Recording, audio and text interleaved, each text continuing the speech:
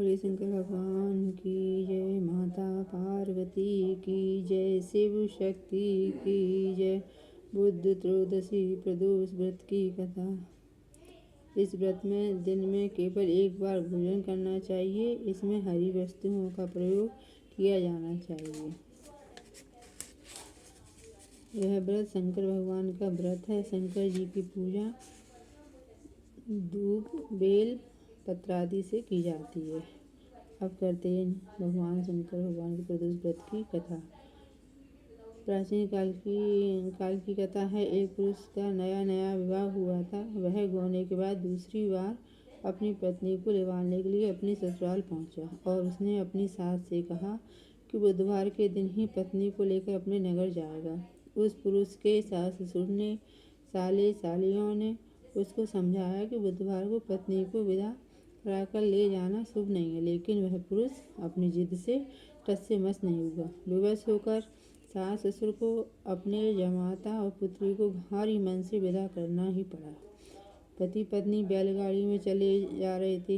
एक नगर के बाहर निकलते ही पत्नी को प्यास लगी। पति लोटा लेकर पत्नी के लिए पानी लेने आया। पानी लेकर जब वह लौटा तो उसके क्रोध और आश्चर्य की सीमा न रही, क्योंकि उसकी पत्नी किसी अन्य पुरुष के आए लोटे से पानी पीकर हाथ हंसकर बात कर रही थी। क्रोध में आग बबूला होकर वह उस आदमी से झगड़ा करने लगा, मगर यह देखकर उसके आश्चर्य की सीमा न रही कि वह पुरुष की शक्ल उस आदमी से हूबहू मिलती थी। हम शक्ल आदमी को झगड़ते हुए जब काफी देर हो गई तो वहां आने जाने वालों की भीड़ एकत्रित हो गई। सिपाही भी आ गए। सिपाही ने स्त्री से पूछा कि इन दोनों में से कौन सा आदमी तेरा पति है। तो वह बेचारी असमंजस में पड़ गई, क्योंकि दोनों की शक्ल एक दूसरे से बिल्कुल मिलती जुलती थी।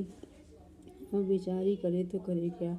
बीच राह में अपनी पत्नी को इस तरह लुटा देकर वह पुरुष की आंख भर आई। वह शंकर भगवान से प्रार्थना करने लगा, हे भगवान, आप मेरी और मेरी पत्नी की रक्षा करो। मुझसे बड़ी भूल हुई जो मैं बुधवार को पत्नी को विदा करा लाया, और इसमें ऐसा अपराध कदापि नहीं करूँगा।